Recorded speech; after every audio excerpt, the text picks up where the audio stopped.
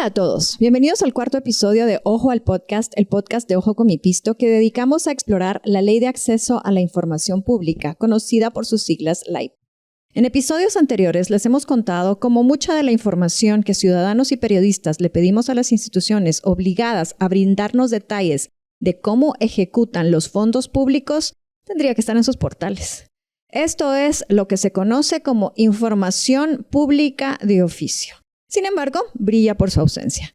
De hecho, hay algunas municipalidades que ni siquiera cuentan con un portal web, por lo que los vecinos no pueden saber cuál es el salario del alcalde y del consejo municipal, lo cual se paga con los impuestos que pagamos.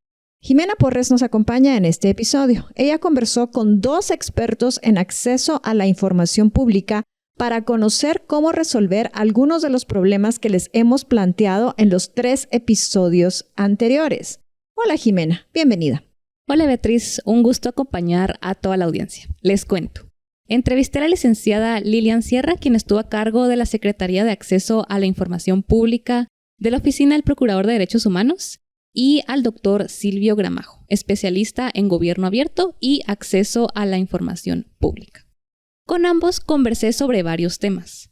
La primera pregunta planteada a ambos fue: ¿qué le hace falta a la SECAI para actuar de forma más decisiva y que las municipalidades cumplan con su obligación? Esta fue su respuesta. Hay ahorita personas que, a pesar de que la Secretaría tiene más presupuesto, hay personas que no tienen experiencia en esos asuntos. Y ahora se les ha encomendado a las auxiliaturas que están en los departamentos hacer los procesos de llevar a cabo una revisión del expediente y comprobar, digamos, si procede o no procede la sanción. Esto, digamos, ha representado a que, primero, para las auxiliaturas no es un tema relevante, es uno de tantos temas que tienen ellos. Y se había pensado en la administración anterior de la PDH que se iba a fortalecer la SECAI con tener representantes de la SECAI en cada una de las auxiliaturas que hay a nivel nacional. Esto con el objetivo de darle seguimiento a los problemas que ocasiona el no dar acceso a la información pública o incumplir con el artículo 10, especialmente en los departamentos que son los gobiernos locales. Sin embargo, el personal en la Secretaría en sede central, pero no se fortaleció las auxiliaturas. Y entonces también hay limitantes legales, porque el procurador como tal es un magistrado de conciencia.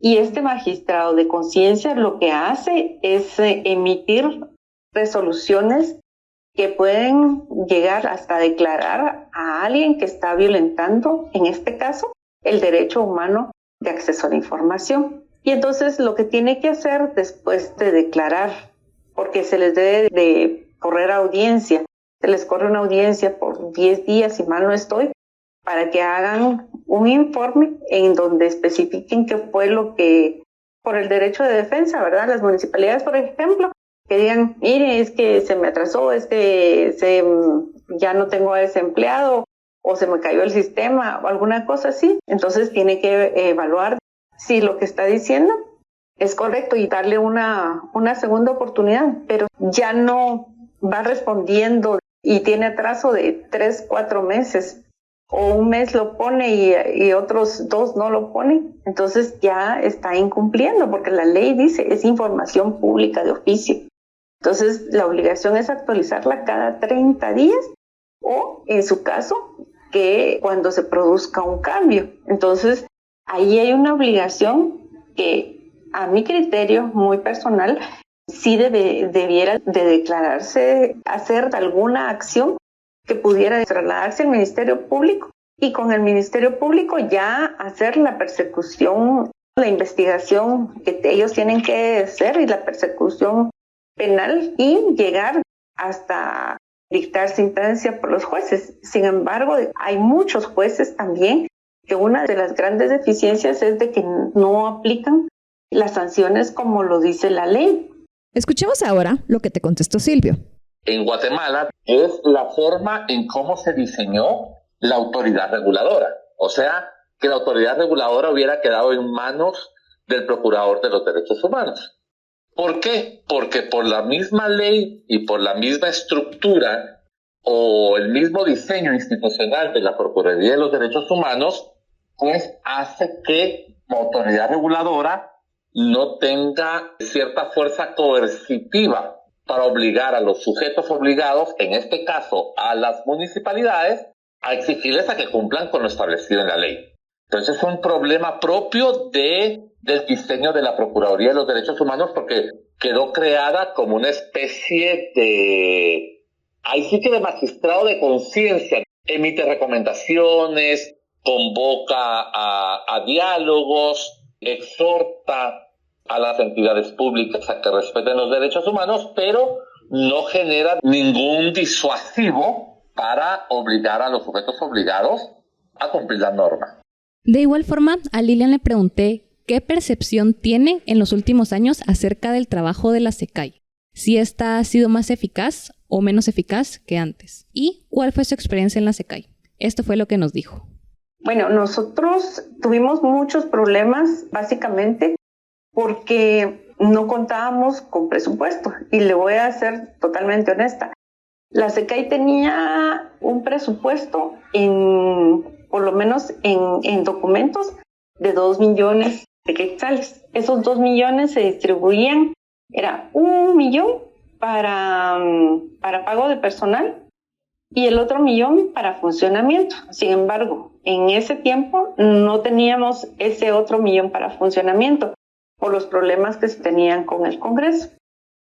Se estuvo gestionando casi por 3 años modificaciones al presupuesto específicamente de la SECAI. Cuando nosotros salimos, se aprobó el presupuesto que habíamos pedido y es de 22 millones de quetzales. Eso significa que podrían hacer otras cosas. En cuanto a los expedientes, se cambió algunos procedimientos, sí se aplicaron y se declararon algunos violadores del derecho humano de acceso a la información pública. Es bastante engorroso y largo el proceso, pero se puede hacer. Y algo que nosotros habíamos logrado era tener una alianza con ANAM a través de varios proyectos. Teníamos el apoyo, por ejemplo, de GIZ. Entonces, lo que hacíamos era capacitaciones con las municipalidades. Y las municipalidades, de los problemas que tienen las municipalidades, es la alta rotación que se tiene en el personal. Además, de ser encargados de las unidades de información pública, que generalmente es una persona nada más, tienen otras funciones. Entonces, dentro de todas las funciones que tienen, también no le dan prioridad al tema de acceso. Porque es gente nueva que no tiene la formación, entonces hay que seguir fortaleciendo, hay que hacer alianzas estratégicas yo pensaría que a través de ANAM, nuevamente, para que se fortalezcan las unidades y den cumplimiento. Sobre este tema también le preguntamos su opinión a Silvio. Escuchemos. Lo que tendríamos que advertir es que normalmente este tipo de entidades va a responder mucho a la persona o a la personalidad, a los intereses y a las características de quien está en la jefatura, en este caso el Procurador de los Derechos Humanos. Uno puede advertir datos específicos que desde que inició la ley hasta acá, que son 16 años, los distintos procuradores han ido como haciendo lo que está en su mandato, algunos un poco más, otros un poco menos, pero yo creo que sí ha habido un avance incremental. ¿Qué es lo que pasa en esta administración? ¿Qué es lo que uno puede advertir? Que pareciera ser que hay una contradicción, porque, los últimos procuradores se quejaron constantemente de la falta de apoyo financiero a la Procuraduría por parte del Congreso de la República. Y entonces, a pesar de esa situación financiera precaria, hacían lo que podían. Pero en esta administración que ha habido, porque eso es público, un aumento en la parte financiera y de apoyo al procurador.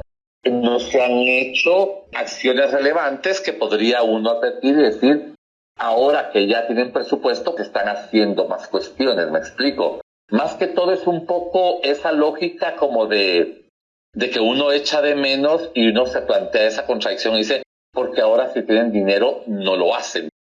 Bueno, los anteriores no han tenido y han hecho mucho. A Lilian también le pregunté si acaso es el momento de revisar la Ley de Acceso a la Información Pública. Sí, habría que hacer una revisión de la ley como tal porque tiene algunos vacíos, algunas cuestiones que no se comprenden del todo. Sin embargo, yo le diría que no es como el momento perfecto para hacer los cambios. Como todos sabemos, no hay una mayoría que pudiera respaldar los cambios a la ley de acceso que fueran para una buena ley. Hay instituciones que han ido quitando información, que tenían información en sus portales y ahora la han ido reduciendo de alguna manera. Yo lo que haría y recomendaría tanto al Congreso de la República es de que hiciera las leyes complementarias.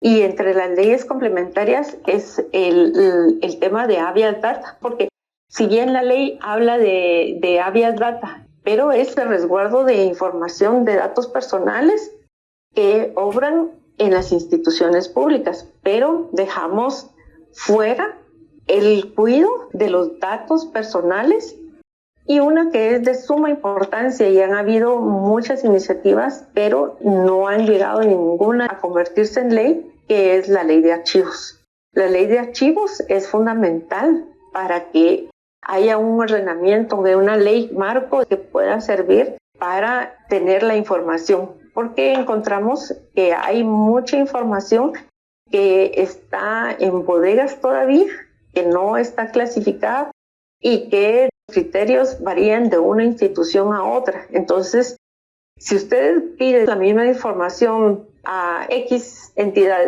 y a Y, usted no puede cruzar información porque cada una tiene datos diferentes o una le dice que no la tiene.